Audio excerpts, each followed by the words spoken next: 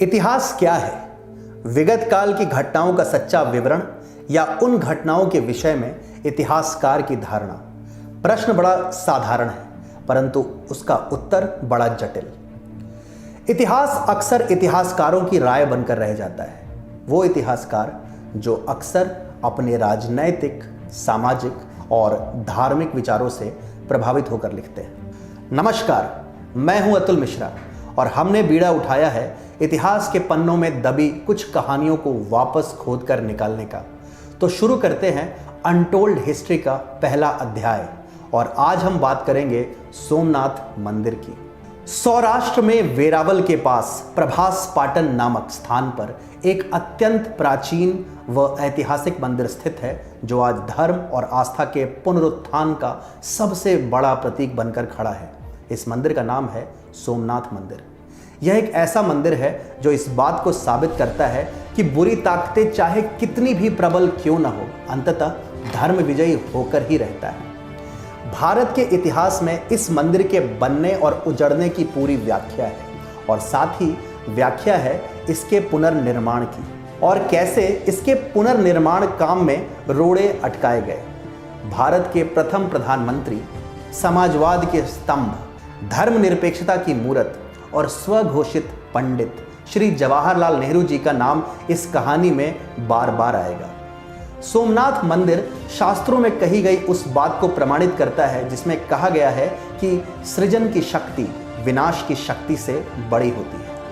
इस अद्भुत मंदिर का जीर्णोद्धार पहले राजा भोज, फिर महिपाल देव, फिर गुजरात के कई हिंदू शासक और बाद में अहिल्याबाई ने किया, लेकिन इसका अंतिम पुनर्निर्माण आचार्य के.एम. मुंशी और सरदार पटेल के हाथों से हुआ।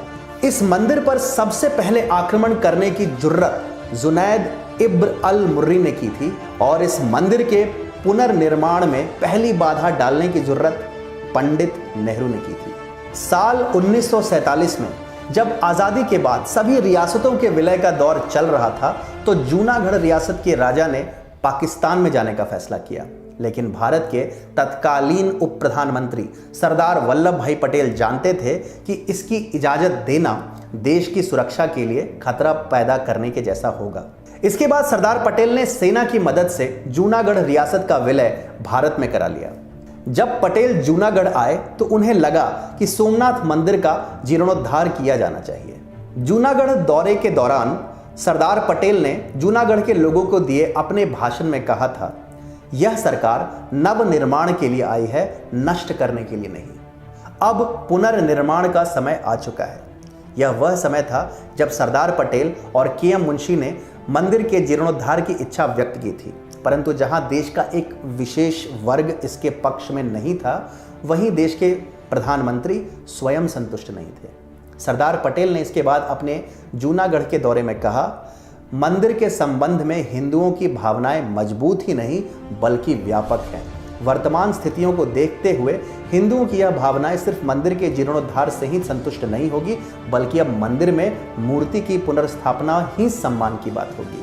सोमनाथ मंदिर के जीर्णोद्धार को रोकने के लिए नेहरू ने गांधी जी के साथ कई मीटिंग्स किए। मीटिंग्स में विचार ऐसा बना कि सीधे सीधे सोमनाथ मंदिर के जीर्णोद्धार पर रोक लगाना पॉलिटिकल आत्महत्या करने जैसा होगा, लेकिन जीर्णोद्धार के लिए सरकारी खजाने से पैसे देने पर धर्मनिरपेक्षता को एक गहरा धक्का लगेगा।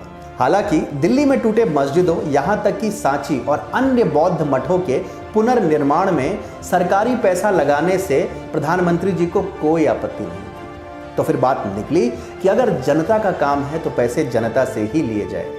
दान के पैसों से सोमनाथ मंदिर के जीर्णोद्धार की बात पक्की करके एक ट्रस्ट बनाया गया। जाम साहब ने सबसे पहले पैसे दान पात्र में डाले और देखते ही देखते मंदिर के पुनर्निर्माण के लिए जरूरी रुपयों का इंतजाम हो गया। महात्मा गांधी की हत्या और सरदार पटेल की असमय मृत्यु के पश्चात सोमनाथ मंदिर के जीर्णोद्धार का जिम्मा आया आचार्य के.एम. मुंशी के कंधों पर। ऐसे में नेहरू जी ने मुंशी जी से कहा, मुंशी जी, आप जो ये सोमनाथ मंदिर के जीर्णोद्धार का कार्य कर रहे हैं ना, ये हिंदू पुनरुत्थान जैसा है और मुझे ये बिल्कुल पसंद नहीं। ये सुनकर मुंशी आग बबूला हो गए और गुस्से में पैर पटकते हुए रूम से बाहर निकल आए। फिर मुंशी जी ने लिखी एक बेहद बेबाक चिट्ठी जिसे सबने भरपूर सराहा। आपको एक अंश पढ़कर सुनाता हूं। ये मेरे इतिहास में मेरी श्रद्धा ही है जिसने मुझे वर्तमान में जीने की और भविष्य के बारे में सोचने की शक्ति दी है। मैं उस स्वतंत्रता का पक्षधर नहीं हूं जो मुझे श्रीमद् भगवद गीता से दूर ले जाए और करोड़ों भारतीयों को उनकी भक्ति और उनके मंदिरों से। ये मेरा विश्वास है कि अगर सोमनाथ मंदिर का जीर्णोद्धार हुआ तो आज़ादी के बाद के इन कठिन दिनों में ना सिर्फ देशवासियों की आस्था सुदृढ़ होगी बल्कि उनका आत्मबल भी बढ़ेगा। उनका पत्र पढ़ने के बाद वीपी मेनन ने कहा था, मैंने आपका मास्टरपीस पढ़ा और मैं आपके मिशन में अपनी जान न्यौछावर करने को भी तैयार हूं। यहां तक कि राष्ट्रपति राजेंद्र प्रसाद को भी सोमनाथ मंदिर के उद्घाटन पर जाने से रोकने का हर संभव प्रयास किया गया। देश के प्रथम राष्ट्रपति महामहिम राजेंद्र प्रसाद एक धार्मिक व्यक्ति थे जिनकी हिंदू धर्म में भरपूर आस्था थी। पहले तो नेहरू जी ने उनके सोमनाथ मंदिर के उद्घाटन पर जाने की बात को लेकर बहुत नागभौंसे तोड़े, फिर भी महामहिम नहीं माने। राजेंद्र बाबू ने उद्घाटन समारोह पर एक बहुत ही ओजस्वी भाषण दिया था जो हर अखबार में छपा, लेकिन सरकारी ऑल इंडिया रेडियो ने उस पर चुप्पी ही साध के रखी। ऐसा कहा गया था कि नेहरू जी के सख्त निर्देश थे उनको। राजेंद्र बाबू ने सोमनाथ मंदिर के उद्घाटन समारोह पे कुछ ऐसा कहा था, जैसे विष्णु की नाभि में ब्रह्मा विद्यमान है वैसे ही हर मानव के हृदय में आस्था विद्यमान है और ये आस्था विश्व की हर शक्ति, हर आयुध, हर सम्राट और हर सेना से ज्यादा शक्तिशाली है। पुराने दिनों में भारत समृद्धि का गढ़ था। हमारे पास सोने चांदी की अकूत संपदा थी जिसका अधिकांश भाग हमारे मंदिरों में था। मुझे यह पूरा विश्वास है कि सोमनाथ का जीर्णोद्धार उसी समृद्धि का जीर्णोद्धार है। मार्क्सिस्ट इतिहासकार चीख चीख कर बताते हैं कि नेहरू जी एक धर्मनिरपेक्ष प्रधानमंत्री थे, लेकिन सोमनाथ के जीर्णोद्धार की कथा उनके एक अलग ही पहलू को उजागर करती है।